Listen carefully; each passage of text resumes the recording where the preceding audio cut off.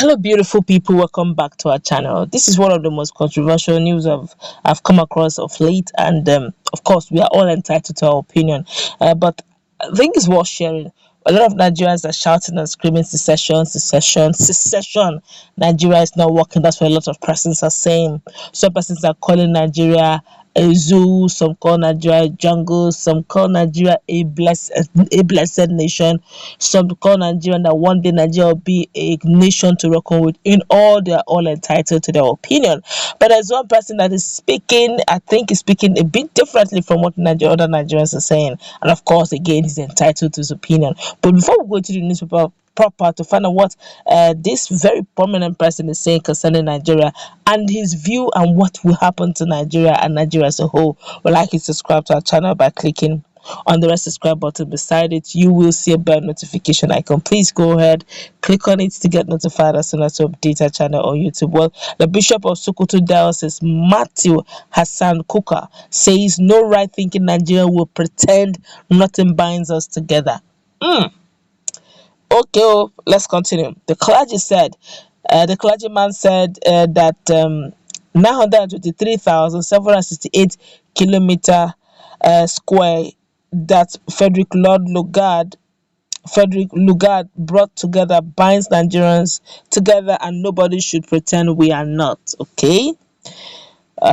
He said this during his interview with an academic and a historian, Tony Falola. Kukah added that nobody should, under any illusion, think anybody stands to gain anything if Nigeria breaks up. Okay.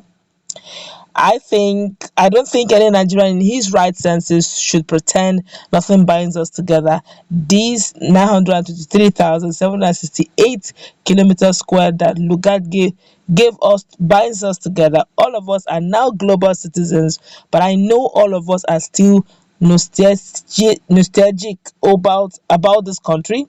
It is not going to remain like this, and let none of us be under any illusion that anybody stands to gain anything if this country breaks up. Nobody is interested in this country breaking up. I think there you are wrong, sir. A lot of persons are actually interested in breaking up this country. But let's continue with what he said. He said nobody's interested in this country breaking up, but the point is that who we were yesterday is no longer who we are today, he said. The 68 years old, who has never been shy to view his opinion on national issues, said those unhappy with him today will sing his praises after 2023 presidential elections.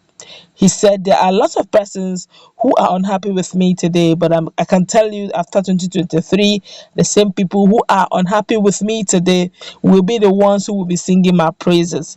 The same people who are singing my praises today, if they come into power, they will be the ones to cast me out.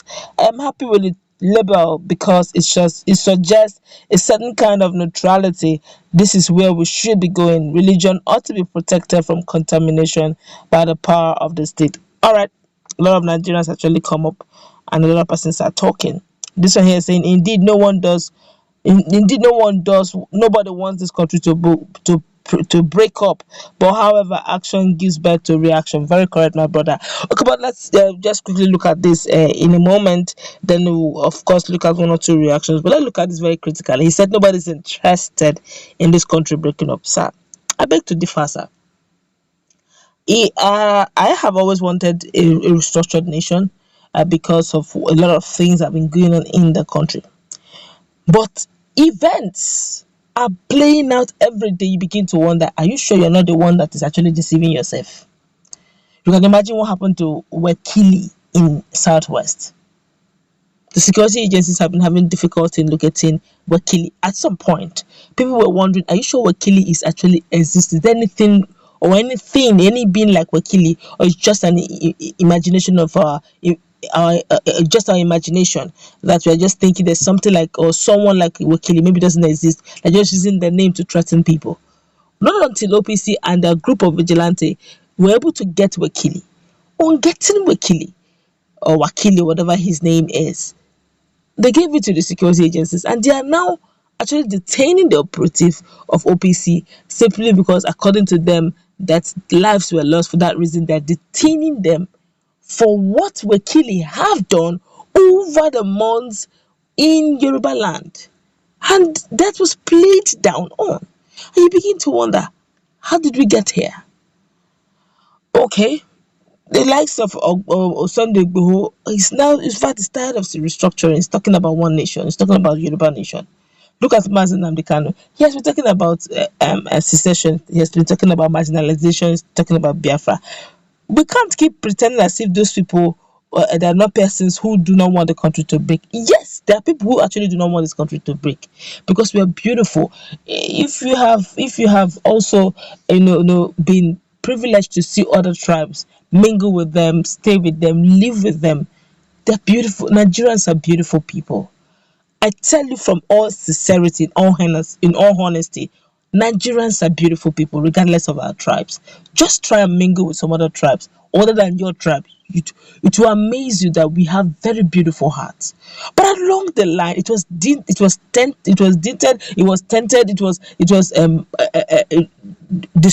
It was, you know, everything became terrible.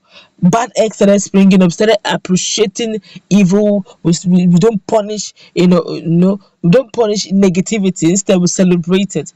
That has gotten us to this level. So, but as it is right now, we can't deny that this country right now, the level of insecurity, we are telling ourselves a lie. We're not telling ourselves the truth, and that's the highest deceit you can do to yourself, lying to yourself that this is actually working when it's not working. Let's be truthful to ourselves. A lot is wrong in this country. A whole lot is wrong. Tribalism is at the highest level. You can imagine someone like Wakili is doing something very silly, and we're talking about detaining those who. Why not first of all deal with Wakili first, so that people of his caliber and will not take to arms. Look at what is happening. That just picking youths are now picking arms, or bandits, as the case may be. They're calling now are being called to be given amnesty, despite the evil they have caused. And while as NSAS protesters protested, and their account was frozen just for protest. But these ones have done worse. Their account have not been frozen. We've not been able to trace the account of these bandits. They've been collecting ransom back to back. Nobody has been able to trace the account of these bandits and freeze it and bring them to law. Let justice prevail. But we're still saying the same thing. This is the same one Nigeria. I'm not saying that Nigeria should break. Of course, we are beautiful together if we can find our differences and correct it before it becomes an inferno. But the challenge is who's going to do that. Nigeria is to the point at its break, and we can't keep denying that.